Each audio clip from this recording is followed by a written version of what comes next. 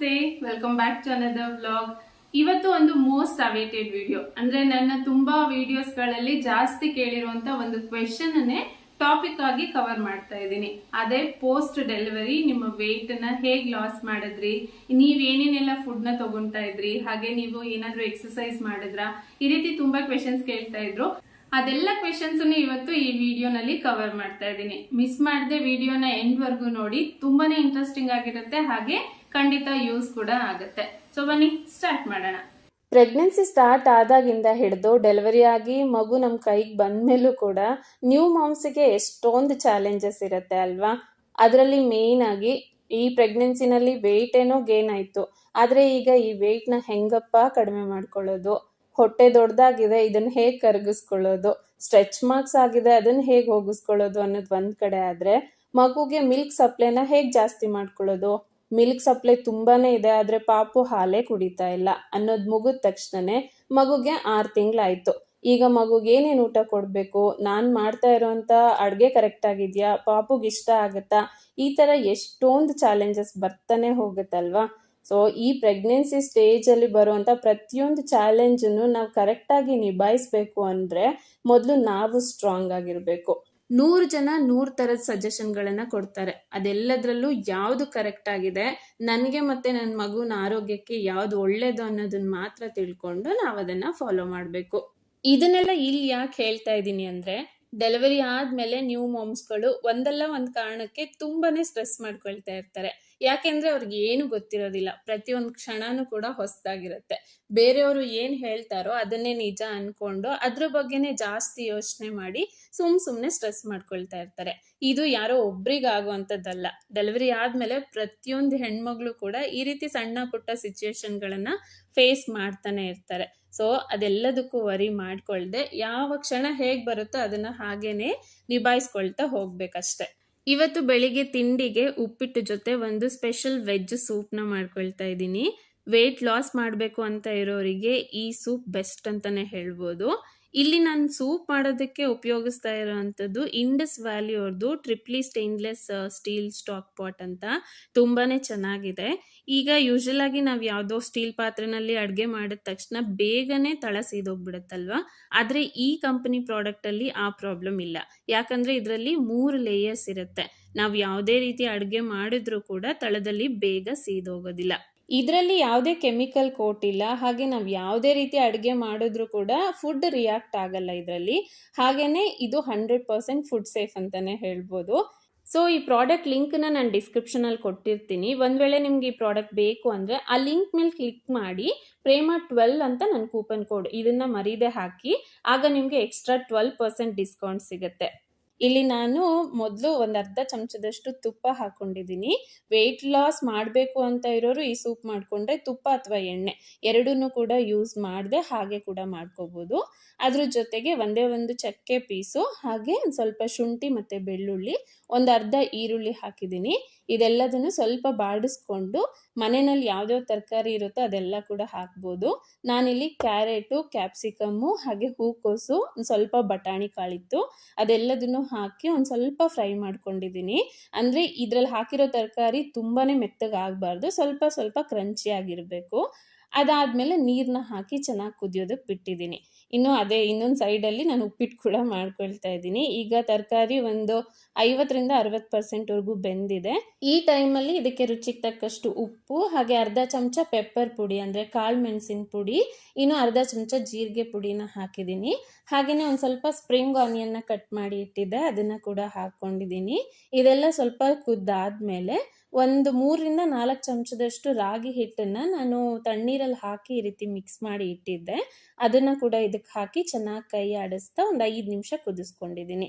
ಇಷ್ಟಾದರೆ ನಮ್ಮ special healthy ಆಗಿರೋಂಥ veg soup ready ಆಗುತ್ತೆ. ಇದೊಂದು ಸ್ವಲ್ಪ ತಣ್ಣಗಾದ್ಮೇಲೆ ಇದಕ್ಕೆ ಒಂದು ಅರ್ಧ ಹೋಳ್ನಷ್ಟು ನಿಂಬೆಹಣ್ಣಿನ ರಸನ ಹಿಂಡ್ಕೊಂಡಿದ್ದೀನಿ. ಪ್ರತಿದಿನ ತರಕಾರಿನ ಚೆನ್ನಾಗಿ ತಿಂದರೆ ವೆಯ್ಟ್ ಲಾಸ್ ಚೆನ್ನಾಗಿ ಮಾಡ್ಕೋಬೋದು ಅಂತ ಎಲ್ರಿಗೂ ಗೊತ್ತು. ಆದರೂ ತರಕಾರಿ ತಿನ್ನಿ ಅಂದರೆ ಯಾರು ತಿನ್ನಲ್ಲ ಅಲ್ವಾ. ಅದ್ರ ಬದಲು ಈ ರೀತಿ ಒಂದು ವೆಜ್ ಸೂಪ್ ಮಾಡ್ಕೊಳ್ಳೋದು ಅಥವಾ ಒಂದು ವೆಜಿಟೇಬಲ್ ಜ್ಯೂಸ್ ಮಾಡ್ಕೊಂಡು ಕುಡಿಯೋದ್ರಿಂದ ವೆಯ್ಟ್ ಲಾಸ್ ಮಾಡ್ಕೊಳ್ಳೋದಕ್ಕೆ ನಮಗೆ ಚೆನ್ನಾಗಿ ಹೆಲ್ಪ್ ಆಗುತ್ತೆ. ಈಗ ನಮ್ಮ ಮೇನ್ ಟಾಪಿಕ್ ಬಗ್ಗೆ ಮಾತಾಡೋಣ ಅಂತ ಕೂತ್ಕೊಂಡೆ, ವೆಯ್ಟ್ ಲಾಸ್ ಪೋಸ್ಟ್ ಡೆಲಿವರಿ ನಮ್ಮ ತೂಕನ ಹೇಗೆ ಕಡಿಮೆ ಮಾಡ್ಕೊಳ್ಳೋದು ಅಂತ. ತೂಕ ಕಡಿಮೆ ಮಾಡೋದು ಅಂದ ತಕ್ಷಣ ಏನೇನು ಊಟ ಮಾಡಬೇಕು, ಎಕ್ಸಸೈಸ್ ಮಾಡಬೇಕಾ, ಮಾಡದೇ ಇದ್ರೆ ನಮ್ ತೂಕ ಕಡಿಮೆ ಆಗಲ್ವಾ, ಈ ತರ ಎಷ್ಟೊಂದು ಕ್ವೆಶನ್ಸ್ ಬರುತ್ತಲ್ವಾ. ಇಲ್ಲಿ ನಾನು ಮೇನ್ ಆಗಿ ಹೇಳೋ ಒಂದು ಪಾಯಿಂಟ್ ಏನು ಅಂದ್ರೆ, ನಾನು ಯಾವುದೇ ರೀತಿ ವೆಯ್ಟ್ ಲಾಸ್ ಕೋಚ್ ಅಲ್ಲ. ನನ್ನ ಡೆಲಿವರಿ ಆದ್ಮೇಲೆ ನನ್ನ ತೂಕನ ಕಡಿಮೆ ಮಾಡ್ಕೊಳ್ಳೋದಕ್ಕೆ ನಾನು ಏನೇನೆಲ್ಲ ಫಾಲೋ ಮಾಡಿದೆ ಅದಿಷ್ಟನ್ನ ಈ ವಿಡಿಯೋನಲ್ಲಿ ನಿಮ್ ಜೊತೆ ಶೇರ್ ಮಾಡ್ತೀನಿ. ಒಬ್ರಿಗಿಂತ ಇನ್ನೊಬ್ರು ದೇಹ ತುಂಬಾನೇ ಡಿಫ್ರೆಂಟ್ ಆಗಿರತ್ತಲ್ವಾ. ನನ್ಗೆ ವರ್ಕ್ ಆಗಿರೋಂತ ಪಾಯಿಂಟ್ಸ್ ಗಳು ನಿಮ್ಗೆ ವರ್ಕ್ ಆಗ್ಬೋದು ಅಥವಾ ಆಗದೇನೋ ಇರಬಹುದು. ಆದ್ರೆ ಇವತ್ ನಾನ್ ಹೇಳೋಂತ ಅಷ್ಟು ಪಾಯಿಂಟ್ಸ್ ಗಳು ಕೂಡ ನಮ್ಮ ಪೋಸ್ಟ್ ಡೆಲಿವರಿ ವೆಯ್ಟ್ ಲಾಸ್ ಮಾಡೋದಕ್ಕೆ ತುಂಬಾನೇ ಚೆನ್ನಾಗಿ ವರ್ಕ್ ಆಗುತ್ತೆ. ಸೊ ಇವತ್ತು ಮನೆ ಹತ್ರ ತುಂಬಾನೇ ಸೌಂಡ್ ಇದೆ, ಕನ್ಸ್ಟ್ರಕ್ಷನ್ ವರ್ಕ್ ನಡೀತಾ ಇದೆ. ಆಕ್ಚುಲಿ ನಾನು ಈ ರೀತಿ ಫೇಸ್ ಟು ಫೇಸ್ ಕುತ್ಕೊಂಡು ನನ್ನ post delivery weight loss journey ಹೇಗಿತ್ತು ಅನ್ನೋದನ್ನ ನಿಮ್ ಜೊತೆ ಶೇರ್ ಮಾಡೋಣ ಅಂತ ಅನ್ಕೊಂಡೆ. ಆದ್ರೆ ಈ ಸೌಂಡ್ ಇಂದ ಅದು ಖಂಡಿತ ಸಾಧ್ಯ ಇಲ್ಲ. ಸೊ ನೆಕ್ಸ್ಟ್ ನಾನು ಕೆಲವೊಂದು ವಿಡಿಯೋ ಕ್ಲಿಪ್ ಗಳನ್ನ ಆಡ್ ಮಾಡ್ತಾ ನನ್ನ ಜರ್ನಿನ ಎಕ್ಸ್ಪ್ಲೈನ್ ಮಾಡ್ತಾ ಹೋಗ್ತೀನಿ. ಆಗ ವಿಡಿಯೋ ಇನ್ನೂ ಎಫೆಕ್ಟಿವ್ ಆಗಿರತ್ತೆ. ಪ್ರೆಗ್ನೆನ್ಸಿಗೂ ಮುಂಚೆ ನನ್ನ ವೆಯ್ಟ್ ಬಂದು 55 to 56 kg ಇತ್ತು. ಈ ಪ್ರೆಗ್ನೆನ್ಸಿ ಟೈಮಲ್ಲಿ ಅರೌಂಡ್ 9 to 10 kg ಅಷ್ಟು ನಾನು ಜಾಸ್ತಿ ಆಗಿದೆ. ಸೊ ಇದು ತುಂಬ ಜಾಸ್ತಿನೂ ಅಲ್ಲ, ತುಂಬ ಕಡಿಮೆನೂ ಅಲ್ಲ. ನಾರ್ಮಲ್ ಆಗಿ ಪ್ರೆಗ್ನೆನ್ಸಿ ಟೈಮಲ್ಲಿ ಇಷ್ಟು ವೆಯ್ಟ್ ಗೇನ್ ಆಗ್ತಾರೆ. ನೀವಿಲ್ಲಿ ನೋಡ್ತಾ ಇರೋಂಥ ಕ್ಲಿಪ್ ಬಂದು ನನ್ನ ಡೆಲಿವರಿ ದಿನದ್ದು. ನನ್ನ ಮುಖದಲ್ಲಿ ಹಾಗೆ ಕಾಲಲ್ಲಿ ಸ್ವಲ್ಪ ಸ್ವೆಲ್ಲಿಂಗ್ ಇದೆ. ಈ ಸ್ವೆಲ್ಲಿಂಗ್ ಡೆಲಿವರಿ ಆಗಿ 1-1.5 ದಿನಕ್ಕೆ ಆಲ್ಮೋಸ್ಟ್ ಕಡಿಮೆ ಆಗಿತ್ತು. ಆದರೆ ಹೊಟ್ಟೆ ಮಾತ್ರ ಇನ್ನೂ ಇದ್ದೇ ಇರುತ್ತಲ್ವಾ.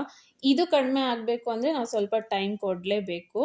ಇದ್ರ ಜೊತೆಗೆ ನಾವು ಯಾವ ರೀತಿ ಊಟ ಮಾಡ್ತೀವಿ, ಎಷ್ಟು ಆಕ್ಟಿವ್ ಆಗಿ ಇರ್ತೀವಿ ಅನ್ನೋದ್ರ ಮೇಲೆ ಕೂಡ ಇದು ಡಿಪೆಂಡ್ ಆಗಿರುತ್ತೆ. ನಾರ್ಮಲ್ ಆಗಿ ಡೆಲಿವರಿ ಆದಮೇಲೆ ನೆಕ್ಸ್ಟ್ ಡೇನೇ ಎದ್ದು ಓಡಾಡೋದಕ್ಕೆ ಹೇಳ್ತಾರೆ. ಸೊ ಕ್ರಿಟಿಕಲ್ ಕಂಡೀಷನ್ ಇದ್ರೆ ಡಾಕ್ಟರೇ ಬೇಡ ಅಂತ ಸಜೆಸ್ಟ್ ಮಾಡ್ತಾರಲ್ವಾ. ನಾನು ಕೂಡ ನೆಕ್ಸ್ಟ್ ಡೇನೇ ಎದ್ದು ಓಡಾಡಿದ್ದೆ. ಈ ಡೆಲಿವರಿ ಆಗಿದೆ ಅಂತ ಆಲ್ಮೋಸ್ಟ್ ಬೆಡ್ಡಲ್ಲೇ ಇರೋದು ಒಳ್ಳೇದಲ್ಲ. ಊಟ ಆದಮೇಲೆ ಒಂದು 5-10 ನಿಮಿಷ ರೆಗ್ಯುಲರ್ ಆಗಿ ವಾಕ್ ಮಾಡ್ತಾ ಬರೋದ್ರಿಂದ ಹೊಟ್ಟೆ ಬೇಗನೆ ಕರಗುತ್ತೆ. ಇದ್ರ ಜೊತೆಗೆ ನಾನು ಟ್ರೆಡಿಷನಲ್ ಬಾಣಂತನ ಅಂದ್ರೆ ಮನೆಯಲ್ಲಿ ಅಮ್ಮ ಏನ್ ಹೇಳ್ತಾರಲ್ವ ಅದನ್ನ ಕರೆಕ್ಟಾಗಿ ಫಾಲೋ ಮಾಡ್ತಾ ಇದ್ದೆ. ಬೆಳಿಗ್ಗೆ ಎದ್ದು ಖಾಲಿ ಹೊಟ್ಟೆಗೆನೆ ನನಗೆ ಈ ಆಳ್ವೆ ಬೀಜದ ಗಂಜಿನ ಕೊಡ್ತಾ ಇದ್ರು. ರಾತ್ರಿ 1 ಲೋಟ ನೀರಲ್ಲಿ ಇದನ್ನ ನೆನೆಸಿ ಇಟ್ಟು 1 ಚಮಚದಷ್ಟು, ಬೆಳಿಗ್ಗೆ ಎದ್ದು ಅದನ್ನ ಚೆನ್ನಾಗಿ ಕುದಿಸಿ ಅದಕ್ಕೆ ಸ್ವಲ್ಪ ಬೆಲ್ಲ ಮತ್ತೆ ತುಪ್ಪನ ಹಾಕಿ ಕೊಡ್ತಾ ಇದ್ರು. ಆಲ್ಮೋಸ್ಟ್ 1-1.5 ತಿಂಗಳು ಅಮ್ಮ ಏನ್ ಹೇಳ್ತಾ ಇದ್ರು ಅದನ್ನ ನಾನು ಫಾಲೋ ಮಾಡ್ತಾ ಇದ್ದೆ. ಮಧ್ಯದಲ್ಲಿ ನನಗೆ ಸ್ವಲ್ಪ ಕಾನ್ಸ್ಟಿಪೇಷನ್ ಪ್ರಾಬ್ಲಮ್ ಆಗ್ತಾ ಇತ್ತು. ಆ ಟೈಮಲ್ಲಿ ಇದನ್ನ ಸ್ವಲ್ಪ ಸ್ಕಿಪ್ ಮಾಡಿ ಮತ್ತೆ ಕಂಟಿನ್ಯೂ ಮಾಡ್ತಾ ಇದ್ದೆ. ಹಾಗೇನೆ ಈ ಬೆಂಕಿ ಕಾಸೋದು ಅಂತ ಹೇಳ್ತಾರಲ್ವಾ, ಅಂದ್ರೆ ನೆಕ್ಸ್ಟ್ ನಾನು ಕ್ಲಿಪ್ನ ಆ್ಯಡ್ ಮಾಡಿದ್ದೀನಿ, ಇದನ್ನ ಕೂಡ ಕರೆಕ್ಟಾಗಿ ಮಾಡಿಸ್ಕೊಳ್ತಾ ಇದ್ದೆ. ಬೆಳಿಗ್ಗೆ ಎದ್ದು ಸ್ವಲ್ಪ ತಿಂಡಿ ಎಲ್ಲ ಮುಗಿದ ತಕ್ಷಣ ಚೆನ್ನಾಗಿ ಬಿಸಿ ಬಿಸಿ ನೀರನ್ನ ಅಮ್ಮ ಮೈ ಮೇಲೆಲ್ಲ ಹಾಕ್ತಾ ಇದ್ರು. ಅದಾದ್ಮೇಲೆ ಅಮ್ಮ 1-1.5 ಗಂಟೆವರೆಗೂ ಚೆನ್ನಾಗಿ ಈ ರೀತಿ ಬೆಂಕಿನ ಕಾಯಿಸ್ತಾ ಇದ್ರು. ಡೆಲಿವರಿ ಆದಮೇಲೆ ಮೊದಲನೇ ತಿಂಗಳಿರುತ್ತಲ್ವಾ, ಆ ತಿಂಗಳಲ್ಲಿ ನಾವು ಕರೆಕ್ಟಾಗಿರೋಂಥ ಪ್ರೊಸೀಜರ್ನ ಫಾಲೋ ಮಾಡಿದ್ವಿ ಅಂದರೆ ಆಲ್ಮೋಸ್ಟ್ ನಮ್ಮ ವೆಯ್ಟ್ ಕೂಡ ಕಡಿಮೆ ಆಗುತ್ತೆ, ಹಾಗೆ ಹೊಟ್ಟೆ ಬೊಜ್ಜು ಕೂಡ ಕಡಿಮೆ ಆಗುತ್ತೆ. ಸೊ ಇನ್ನು ನಂಗೆ ತುಂಬ ಜನ ಕಮೆಂಟ್ ಕೂಡ ಮಾಡಿ ಕೇಳಿದ್ರಿ, ಅಕ್ಕ ನೀವು ಹೊಟ್ಟೆಗೆ ಬಟ್ಟೆ ಕಟ್ಟಿದ್ರಾ ಅಂತ. ಇದ್ರ ಬಗ್ಗೆನೇ ನಾನು ಆಲ್ರೆಡಿ ಒಂದು ವಿಡಿಯೋ ಕೂಡ ಮಾಡಿದ್ದೀನಿ. ನೀವಿನ್ನೂ ನೋಡಿಲ್ಲ ಅಂದರೆ ಬೇಕಿದ್ರೆ ಅದರ ಲಿಂಕನ್ನು ಕೆಳಗಡೆ ಡಿಸ್ಕ್ರಿಪ್ಷನಲ್ಲಿ ಕೊಟ್ಟಿರ್ತೀನಿ, ಚೆಕ್ ಮಾಡಿ. ಸೊ ಆಲ್ಮೋಸ್ಟ್ ನಾನು ಕೂಡ 3 ತಿಂಗಳವರೆಗೂ ಈ ರೀತಿ ಬಟ್ಟೆನ ಕಟ್ಕೊಂಡಿದ್ದೆ. ಬಟ್ಟೆ ಕಟ್ಟುವಾಗ ಏನು ಪ್ರೋಸೆಸ್ನ ಫಾಲೋ ಮಾಡಬೇಕು ಅನ್ನೋದನ್ನ ಫಸ್ಟ್ ನಾವು ತಿಳ್ಕೊಬೇಕು. ಊಟ ಮಾಡುವಾಗ ಈ ಕಟ್ಟಿರೋ ಬಟ್ಟೆನ ಬಿಚ್ಚಿಟ್ಟು ಊಟ ಮಾಡೋದಲ್ಲ, ಈ ಬಟ್ಟೆನ ಕಟ್ಕೊಂಡೇ ನಾವು ಊಟ ಮಾಡೋದ್ರಿಂದ ಜಾಸ್ತಿ ಊಟ ಮಾಡೋದು ಕಡಿಮೆ ಆಗುತ್ತೆ. ಈಗ ಜಾಸ್ತಿ ಊಟ ಮಾಡಿದ್ರೆ ನನ್ನ ಮಗುಗೆ ತುಂಬ ಹಾಲು ಬರುತ್ತೆ, ಆವಾಗ ಮಾತ್ರ ಮಗುಗೆ ಹಾಲು ಸಾಕೋಗೋದು ಅನ್ನೋದು ತುಂಬ ತಪ್ಪು. ನಾವು ಎಷ್ಟು ಚೆನ್ನಾಗಿರೋ ಅಂಥ ಹೆಲ್ದಿ ಆಗಿರೋಂಥ ಆಹಾರ ಊಟ ಮಾಡ್ತೀವಿ ಅನ್ನೋದ್ರ ಮೇಲೆ ನಮ್ಮ ಮಗುಗೆ ಎಷ್ಟು ಚೆನ್ನಾಗಿ ಹಾಲು ಬರುತ್ತೆ ಅನ್ನೋದು ಕೂಡ ನಿಂತಿರುತ್ತೆ. ಇದೆಲ್ಲದನ್ನು ನಾನು ನೀಟಾಗಿ ಆ ವಿಡಿಯೋನಲ್ಲಿ ಎಕ್ಸ್ಪ್ಲೈನ್ ಮಾಡಿದ್ದೀನಿ. ಹೊಟ್ಟೆಗೆ ನಾವು ಬೆಳಿಗ್ಗೆ ಎದ್ದು ಬಟ್ಟೆ ಕಟ್ಟಿದ್ರೆ ರಾತ್ರಿ ಮಲಗೋವರೆಗೂ ಆ ಬಟ್ಟೆ ಹಾಗೆ ಇರಬೇಕು. ಅಷ್ಟರವರೆಗೂ ಆಗಿಲ್ಲ ಅಂದರೆ ಅಟ್ಲೀಸ್ಟ್ ಒಂದು 7-8 ಗಂಟೆವರೆಗೂ ಆ ಬಟ್ಟೆ ಹಾಗೆ ಇದ್ದರೆ ನಮ್ಮ ಹೊಟ್ಟೆ ಕರಗೋದಕ್ಕೆ ತುಂಬಾ ಹೆಲ್ಪ್ ಆಗುತ್ತೆ. ನೆಕ್ಸ್ಟ್ ಜೀರಿಗೆ ನೀರು. ಈ ಜೀರಿಗೆ ನೀರನ್ನ ನಾನು ಡೆಲಿವರಿ ಆದಮೇಲೆ ಆಲ್ಮೋಸ್ಟ್ 7 to 8 ಮಂತ್ಸ್ವರೆಗೂ ಕುಡ್ದಿದ್ದೀನಿ. ಸ್ಟಾರ್ಟಿಂಗ್ 3-4 ಮಂತ್ಸಲ್ಲಿ ಒಂದು ಪಾತ್ರೆ ನೀರಿಗೆ 2 ಚಮಚ ಜೀರಿಗೆ ಅಜ್ವಾನ ಹಾಕಿ ಚೆನ್ನಾಗಿ ಕುದಿಸ್ಕೊಂಡು ಯಾವಾಗೆಲ್ಲ ನೀರು ಕುಡಿಬೇಕು ಅಂತ ಅನ್ಸುತ್ತೋ ಆಗ ಈ ನೀರನ್ನೇ ಕುಡಿತಾ ಇದ್ದೆ. ಅದಾದಮೇಲೆ ನೆಕ್ಸ್ಟ್ 3-4 ಮಂತ್ಸು ಜಸ್ಟ್ ನೀರಿಗೆ 1 ಚಮಚದಷ್ಟು ಜೀರಿಗೆನ ಹಾಕೊಂಡು ಕುದಿಸ್ಕೊಂಡು ರಾತ್ರಿ ಮಲಗುವಾಗ ಹಾಗೆ ಬೆಳಿಗ್ಗೆ ಎದ್ದು ಖಾಲಿ ಹೊಟ್ಟೆನಲ್ಲಿ ರೆಗ್ಯುಲರ್ ಆಗಿ ಕುಡಿತಾ ಇದ್ದೆ. ಹೊಟ್ಟೆಗೆ ಬಟ್ಟೆ ಕಟ್ಟೋದು ಹಾಗೆ ಜೀರಿಗೆ ನೀರನ್ನ ರೆಗ್ಯುಲರ್ ಆಗಿ ಕುಡಿಯೋದ್ರಿಂದ ಅಸಿಡಿಟಿ ಪ್ರಾಬ್ಲಮ್ ಕಡಿಮೆ ಆಗುತ್ತೆ. ಈ ಪ್ರೆಗ್ನೆನ್ಸಿ ಟೈಮಲ್ಲಿ ಹೊಟ್ಟೆ ದೊಡ್ಡದಾಗಿರುತ್ತೆ, ಡೆಲಿವರಿ ಆದ ತಕ್ಷಣನೇ ಹೊಟ್ಟೆನಲ್ಲಿ ಒಂಥರ ತುಂಬಾನೇ ಗ್ಯಾಸ್ ಫಾರ್ಮ್ ಆದಂಗೆ ಆಗಿರುತ್ತಲ್ವಾ. ಈ ರೀತಿ ಬಟ್ಟೆ ಕಟ್ಟಿದಾಗ ಜೀರಿಗೆ ನೀರು ಕುಡಿದಾಗ ಆ ಗ್ಯಾಸ್ ಎಲ್ಲ ನೀಟಾಗಿ ರಿಲೀಸ್ ಆಗುತ್ತೆ. ಇನ್ನು ಇದೆಲ್ಲ ಒಂದ್ ಸೈಡ್ ಆದ್ರೆ ನಾವು ಎಷ್ಟು ಆಕ್ಟಿವ್ ಆಗಿರ್ತೀವೋ ಅದ್ರ ಬೇಸ್ ಮೇಲೆ ಕೂಡ ನಮ್ಮ ಬಾಡಿ ರಿಯಾಕ್ಟ್ ಮಾಡುತ್ತೆ. ನಾವು ಹೆಚ್ಚು ಆಕ್ಟಿವ್ ಆಗಿದ್ದಷ್ಟು ಬೇಗನೆ ನಾವು ಕೂಡ ನಾರ್ಮಲ್ ನಮ್ಮ ವೆಯ್ಟ್ ಬರೋದಕ್ಕೆ ಹೆಲ್ಪ್ ಆಗುತ್ತೆ. ಇನ್ನು ಇದೆಲ್ಲದ್ರ ಜೊತೆಗೆ ಮೇನ್ ಆಗಿ ಅಂದ್ರೆ ಬ್ರೆಸ್ಟ್ ಫೀಡ್ ಮಾಡೋದು. ಡಾಕ್ಟರ್ ಕೂಡ ಅದನ್ನೇ ಸಜೆಸ್ಟ್ ಮಾಡೋದು. ನೀವು ಎಷ್ಟು ಬ್ರೆಸ್ಟ್ ಫೀಡ್ನ ಮಗುಗೆ ಮಾಡ್ತಿರೋ ಅಂದ್ರೆ ಎದೆ ಹಾಲನ್ನ ಎಷ್ಟು ಚೆನ್ನಾಗಿ ಮಗುಗೆ ಕುಡಿಸ್ತಿರೋ ಅಷ್ಟು ಬೇಗ ನಿಮ್ಮ ವೆಯ್ಟ್ ಕಡಿಮೆ ಆಗುತ್ತೆ ಅಂತ. ನಾನು ನನ್ನ ಮಗಂಗೆ 1 ವರ್ಷದವರೆಗೂ ಎಕ್ಸ್ಟ್ರಾ ಹಾಲು ಅಂದ್ರೆ ಈ ಪ್ಯಾಕೆಟ್ ಹಾಲಾಗಿರ್ಬೋದು ಅಥವಾ ಆಕಳ ಹಾಲನ್ನ ತಂದು ಕೊಟ್ಟಿದ್ದು ತುಂಬಾನೇ ಕಡಿಮೆ. ಸೊ ಎಷ್ಟಾಗುತ್ತೋ ಅಷ್ಟು 1 ವರ್ಷದವರೆಗೂ ಎದೆ ಹಾಲನ್ನೇ ಕುಡಿಸೋದ್ರಿಂದ ಬೇಗನೆ ವೆಯ್ಟು ಕಡಿಮೆ ಆಗುತ್ತೆ. ಸೊ ಇದರಿಂದ ಮಗು ಹೆಲ್ತ್ಗೂ ಒಳ್ಳೇದು, ನಮ್ಮ ಹೆಲ್ತ್ಗೂ ಕೂಡ ಒಳ್ಳೇದು. ಡೆಲಿವರಿ ಆಗಿದೆ ಅಂದ ತಕ್ಷಣ ಊಟ ಮಾಡೋದು ಮಲ್ಗೋದು ಇದೆರಡೇ ಕೆಲಸನೇ ತುಂಬಾ ದಿನದವರೆಗೂ ಮಾಡಿದ್ರೆ ಡೆಫಿನೆಟ್ ಆಗಿ ವೆಯ್ಟ್ ಗೇನ್ ಆಗೇ ಆಗುತ್ತೆ. ಸೊ ಎಷ್ಟಾಗುತ್ತೋ ಅಷ್ಟು ಆಕ್ಟಿವ್ ಆಗಿರ್ಬೇಕು. ಹೊರಗಡೆ ಹೋಗೋದಾಗಿರ್ಲಿ ಅಥವಾ ಸಾಧ್ಯ ಆದ್ರೆ ಮನೆಯಲ್ಲೇ ಎಕ್ಸಸೈಸ್ ಮಾಡೋದು. ಇದ್ಯಾವುದು ಆಗ್ತಾ ಇಲ್ಲ ಅಂದ್ರೆ ಜಸ್ಟ್ ಊಟ ಆದ್ಮೇಲೆ 5 ನಿಮಿಷ ವಾಕ್ ಮಾಡೋದು, ಇನ್ನು ಸಂಜೆ ಹೊತ್ತು 1 ಅರ್ಧ ಗಂಟೆ ಹೊತ್ತು ವಾಕ್ ಮಾಡೋದು. ಇದೆಲ್ಲ ಮಾಡೋದ್ರಿಂದ ವೆಯ್ಟ್ ಕಡಿಮೆ ಆಗುತ್ತೆ, ಹಾಗೆ ಹೊಟ್ಟೆ ಬೇಗ ಕರಗೋದಕ್ಕೆ ಹೆಲ್ಪ್ ಆಗುತ್ತೆ. ಇನ್ನು ಈ ಬುಕ್ ಲಿಸ್ಟ್ ನ ನನಗೆ ನನ್ನ ಹಾಸ್ಪಿಟಲ್ ಅಲ್ಲಿ ಡೆಲಿವರಿ ಆದಾಗ ಕೊಟ್ಟಿದ್ರು. ಇದರಲ್ಲಿ ಯಾವ್ಯಾವ ಎಕ್ಸಸೈಸ್ ನ ಮಾಡಬೇಕು ಅಂತ ಕೂಡ ನೀಟಾಗಿ ಮೆನ್ಷನ್ ಮಾಡಿದ್ದಾರೆ. ನಿಮ್ಗೊಂದ್ ವೇಳೆ ಇದ್ರ ಬಗ್ಗೆ ಇಂಟ್ರೆಸ್ಟ್ ಇದ್ರೆ ನೀವು ಅದನ್ನ ಸ್ಕ್ರೀನ್ ಶಾಟ್ ತೆಗೆದಿಟ್ಕೊಳ್ಳಿ, ನಿಮ್ಗೂ ಕೂಡ ಎಕ್ಸಸೈಸ್ ಮಾಡೋದಕ್ಕೆ ಹೆಲ್ಪ್ ಆಗುತ್ತೆ. ನೆಕ್ಸ್ಟ್ ಜಂಕ್ ಫುಡ್ಸ್ ಮತ್ತೆ ಫ್ರೈಡ್ ಐಟಮ್ಸ್ ಅಂದ್ರೆ ಎಣ್ಣೆನಲ್ಲಿ ಕರೆದಿರೋಂಥ ಪದಾರ್ಥಗಳು. ನಮ್ಮ ವೆಯ್ಟ್ ನಾರ್ಮಲ್ ಸ್ಟೇಜಿಗೆ ಬರೋವರೆಗೂ ಆದಷ್ಟು ಇದನ್ನ ಬಿಟ್ಬಿಟ್ರೆ ತುಂಬಾ ಒಳ್ಳೇದು. ಬಟ್ ಆಗಲ್ಲ ಅನ್ನೋರು ರೇರ್ ಆಗಿ ಯಾವಾಗೂ ಒಂದ್ಸರಿ ಕೂಡ ತಿನ್ಬೋದು. ನಾನು ಕೂಡ ನನ್ನ 6 ತಿಂಗಳು ಡೆಲಿವರಿ ಆದ್ಮೇಲೆ 1 ಅಥವಾ 2 ಸಾರಿ ತಿಂದಿರ್ಬೋದು ಅಷ್ಟೇನೆ. ಸೊ ಇದೆಲ್ಲ ನಮ್ಮ ವೆಯ್ಟ್ನ ಕಡಿಮೆ ಮಾಡೋದಕ್ಕೆ ಹೆಲ್ಪ್ ಮಾಡುತ್ತೆ. ಇನ್ನು ಲಾಸ್ಟ್ ಅಲ್ಲಿ ನಾನು ಹೇಳೋ ಮೇನ್ ಪಾಯಿಂಟ್ ಏನು ಅಂದ್ರೆ, ನಿಮ್ಮನ್ನ ನೀವು ಬೇರೆ ಯಾರ ಜೊತೆ ಕೂಡ ಕಂಪೇರ್ ಮಾಡ್ಕೊಳ್ಳೋದಕ್ಕೆ ಹೋಗ್ಬೇಡಿ. ಯಾಕೆ ಅಂದ್ರೆ ಮೊದ್ಲೇ ಹೇಳ್ದಾಗೆ ಒಬ್ರು ದೇಹಕ್ಕೂ ಇನ್ನೊಬ್ರು ದೇಹಕ್ಕೂ ತುಂಬಾನೇ ಡಿಫ್ರೆನ್ಸ್ ಇರುತ್ತೆ. ನಮಗ್ ವರ್ಕ್ ಆಗಿರೋ ಅಂತ ಕೆಲವೊಂದು ಪಾಯಿಂಟ್ಸ್ ಗಳು ಬೇರೆಯವ್ರಿಗೆ ವರ್ಕ್ ಆಗುತ್ತೋ ಇಲ್ವೋ ಖಂಡಿತ ಗೊತ್ತಿಲ್ಲ ಅಲ್ವಾ. ಸೊ ಈ ರೀತಿ ಯಾವ್ದೋ ಒಂದು ವಿಡಿಯೋ ನೋಡಿದಾಗ ಅಥವಾ ಒಂದು ಪೋಸ್ಟ್ ನ ನೋಡಿದಾಗ ಅದರಿಂದ ನಾವು ಮೋಟಿವೇಟ್ ಆಗ್ಬೇಕೆ ಹೊರತು ಅವ್ರಿಗೆ ಹಂಗಿದ್ದಾರೆ ನಾವ್ ಹಿಂಗಿದೀವಿ ಅಂತ ಅನ್ಕೊಂಡು ಡಿಸಪಾಯಿಂಟ್ ಮಾತ್ರ ಯಾವತ್ತೂ ಆಗ್ಬಾರ್ದು. ಸೊ ಅವ್ರು ಆ ರೀತಿ ಆಗಿದ್ದಾರೆ ಅಂದ್ರೆ ಅದಕ್ಕೆ ಏನೇನ್ ಬೇಕೋ ಅದ್ರ ಪ್ರಯತ್ನನ ಅವ್ರು ಪಟ್ಟಿರ್ತಾರಲ್ವಾ. ಸೊ ಅದೇ ರೀತಿ ನಾವು ಕೂಡ ನಮ್ ವೆಯ್ಟ್ ನ ಕಡಿಮೆ ಮಾಡ್ಕೊಳ್ಳೋದಕ್ಕೆ ನಾವೇನೇನ್ ಮಾಡ್ಬೇಕು ಅದಿಷ್ಟನ್ ಮಾತ್ರ ನಾವು ಯೋಚನೆ ಮಾಡ್ಬೇಕು. ಫಸ್ಟ್ ಇದೆಲ್ಲದಕ್ಕಿಂತ ಮುಂಚೆ ನಮ್ಮ ಬಾಡಿನ ನಾವು ಪ್ರೀತಿಸೋದನ್ನ ಕಲಿಬೇಕು. ಇಷ್ಟ ಹೇಳ್ತಾ ಇವತ್ತಿನ ಈ ವಿಡಿಯೋನ ಇಲ್ಲಿಗೆ ಎಂಡ್ ಮಾಡ್ತಾ ಇದ್ದೀನಿ.